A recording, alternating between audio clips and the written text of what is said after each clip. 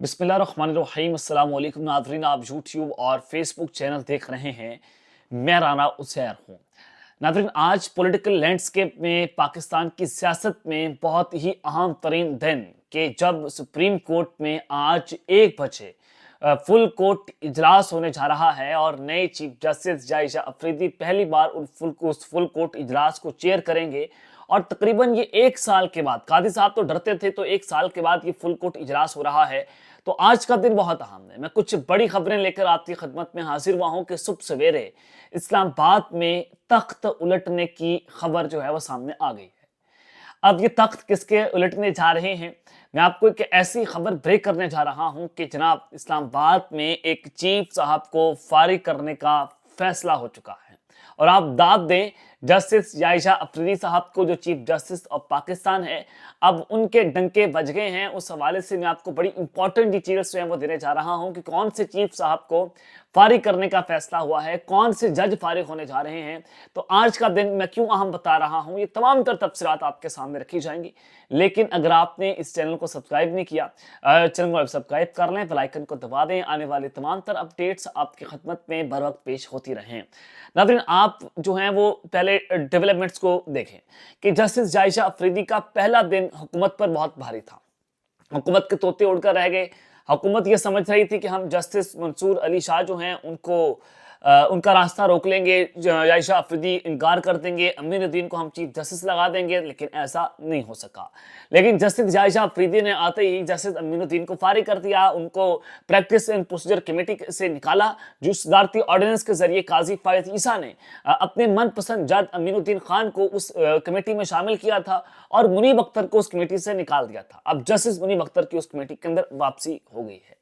दूसरा जनाब, उन्होंने फुल कोर्ट इजलास बुला लिया। तीसरा, सुप्रीम जुडिशल काउंसिल का इजलास उन्होंने 8 नवंबर को तलब कर लिया है। लेकिन अगर आप ये देखेंगे, चीफ जस्टिस जायशा अफरीदी के लिए इस सारे माहौल में सरवाइव करना इस वक्त बहुत मुश्किल है। माहौल तब्दील हो रहा है। अब जाहिर है सुप्रीम कोर्ट के अंदर बहुत सारी कंट्रोवर्सीज का सामना उनको करना पड़ेगा। सुप्रीम कोर्ट ऑफ पाकिस्तान में उनको बहुत सारी टॉन्ट्स का सामना करना पड़ेगा, क्योंकि जो फुल कोर्ट इजलास अगर आप देखें तो 10 जजेस जस्टिस मंसूर अली शाह के साथ खड़े हुए हैं और जायशा अफरीदी जो है वो तीसरे नंबर वाले जज हैं और चीफ जस्टिस मंसूर अली शाह जो हैं वो सीनियर मोस्ट जज हैं, उनको चीफ जस्टिस होना चाहिए था। तो उनकी जगह जो है बैठे हुए जस्टिस जायशा अफरीदी साहब, वो चीफ जस्टिस ऑफ पाकिस्तान। तो उनको सर्वाइव करना उनके लिए कोई आसान काम नहीं है। तो जाहिर है वो अपने जजेस के खिलाफ नहीं जा सकते, वो मेजोरिटी के खिलाफ नहीं जा सकते। अगर वो मेजोरिटी के खिलाफ जाते हैं तो सुप्रीम कोर्ट ऑफ पाकिस्तान से एक ऐसी चिंगारी उठेगी जो जस्टिस मंसूर अली शाह अपने साथी जजेस के साथ मिलकर लगाएंगे। तो वो लावा जो पकड़ा है आप उसको रोक नहीं सकते। तो जायशा अफरीदी साहब ने यह फैसला किया है कि जहां पर जजेस की मेजॉरिटी होगी वो उसी तरफ जाएंगे। वो जनाब ये ना इस्टेब्लिशमेंट का प्रेशर लेंगे ना वो हुकूमत का प्रेशर लेंगे। तो उस सबके अंदर हुकूमत बहुत ज्यादा परेशान है। और कल बिलावल भुट्टो और शहबाज शरीफ की मुलाकात हुई, छुट्टी के दिन मुलाकात होगी। तो जायशा अफरीदी को हैंडल करने के लिए अब 27वीं तरमीम लाई जा रही है। 27वीं तरमीम में हुकूमत क्या करेगी, मैं आपको बता देता हूँ। 27वीं तरमीम के अंदर हुकूमत ये करेगी जो आज राणा सनाउल्लाह साहब ने जो है वो दावा किया जियो न्यूज़ के प्रोग्राम में बैठ करके, जस्टिस मंसूर अली शाह और जस्टिस मुनीब अख्तर को आईनी बेंच में शामिल नहीं होना चाहिए। अब जाहिर है हुकूमत एक कैंपेन भी चलवा रही है कि जस्टिस मंसूर अली शाह और जस्टिस मुनीब अख्तर सुपरसीड हो गए हैं, आपको शर्म आनी चाहिए, आपको इस्तीफा देना चाहिए, ये है तो वो है। हुकूमत चाहती है कि दोनों जजेस जो हैं वो इस्तीफा दे दें और अमीनुद्दीन खान सीनियर मोस्ट जज बन जाए और उनको हम आईनी बेंच का सरबराह लगाते हैं। अब राणा साहब भी ये बात कर रहे हैं, इनके मुंह के ऊपर वो बात आ गई है कि जस्टिस मंसूर और जस्टिस मुनीब अख्तर को आईनी बेंच में नहीं होना चाहिए। और यहां तक कि उन्होंने बात कर दी है, जो असल बात है जो हुकूमत पछता रही है वो ये है कि जस्टिस जायशा अफरीदी को भी आईनी बेंच का सरबराह नहीं होना चाहिए और ना ही उसको आईनी बेंच में शामिल होना चाहिए। हुकूमत चाह रही है कि जस्टिस अमीनुद्दीन, बाकी जस्टिस अमीनुद्दीन बचते हैं कि उनको आईनी बेंच का सरबराह लगाकर बाकी वो तमाम जूनियर जजेस को साथ मिलाएं और आईनी बेंच के फैसले अपनी मर्जी से करवाएं। जूनियर जजेस को जो है वो मैनेज किया जा सके और आईनी बेंच में मखसूस चीज़ों का फैसला है, 8 फरवरी का फैसला है जनाब, उसमें जाएगा मिलिट्री कोर्ट्स का मामला जाएगा। तो ये सारे मामला जो है वो जूनियर जजेस से करवाएंगे और सीनियर जजेस को कुंडे लाइन लगा दिया जाएगा। हुकूमत इस तरह से जुडिशरी को मैनेज करने की कोशिश कर रही है, लेकिन जस्टिस जायशा अफरीदी के खड़ाक पर खड़ाक ने एक हुकूमत को रेजा रेजा जनाब कर दिया है। अब एक और धमकी दी गई है जायशा अफरीदी साहब को कि अगर आप हमारी बात नहीं मानेंगे तो फिर हम क्या करेंगे, हम ये करेंगे कि हम एक और तरमीम ले आएंगे, हमारे लिए नंबर पूरा करना तो मुश्किल नहीं है। कादी साहब रास्ता हमारे लिए खोल चुके हैं 63A के ऊपर। तो जब हम आप याहिया अफरीदी साहब सही तरीके से काम नहीं करेंगे, हमारी बात नहीं सुनेंगे, तो हम जो है वो एक तरमीम करेंगे, 68 साल जज की उम्र हद बढ़ा देंगे, काजी फायदी साहब को हम वापस ले आएंगे और उनको वापस लाकर आईनी बेंच का सरबराह लगा देंगे। एक और धमकी याहिया अफरीदी को हुकूमत की जानिब से, ताकतवरों की जानिब से दी गई है कि हम फिर ऐसा कर देंगे। तो आज फुल कोर्ट मीटिंग है और 1 साल के बाद ये मीटिंग होने जा रही है। तो ये मीटिंग जनाब बहुत अहम है, बहुत अहम फैसले होने जा रहे हैं। फुल कोर्ट के अंदर सुप्रीम कोर्ट से बड़ा अच्छा मैसेज जाएगा, तगड़ा मैसेज जाएगा। अगर इसके मिनट सामने आते हैं तो उससे आपको बहुत सी चीजें वाज़ेह भी हो जाएंगी कि सुप्रीम कोर्ट किस समत में जा रही है। और ये 1 साल के बाद शायद जो है वो ये पहला फुल कोर्ट इजलास है। कादी साहब डरते थे अपने साथी जजेस, क्योंकि उनके खिलाफ खड़े हुए थे।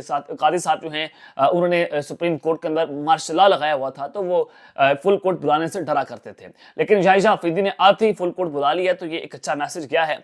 अब होगा क्या, सुप्रीम जुडिशल काउंसिल का इजलास भी 8 नवंबर को है और आज जो है फुल कोर्ट इजलास है। आज का दिन बहुत अहम है, तो कुछ बड़े फैसले होने जा रहे हैं। तो चीफ इलेक्शन कमिश्नर साहब, इनके खिलाफ सुप्रीम जुडिशल काउंसिल में बहुत अहम चीजें जो हैं, बहुत अहम शिकायत, बहुत सारी शिकायत जो है पड़ी हुई हैं।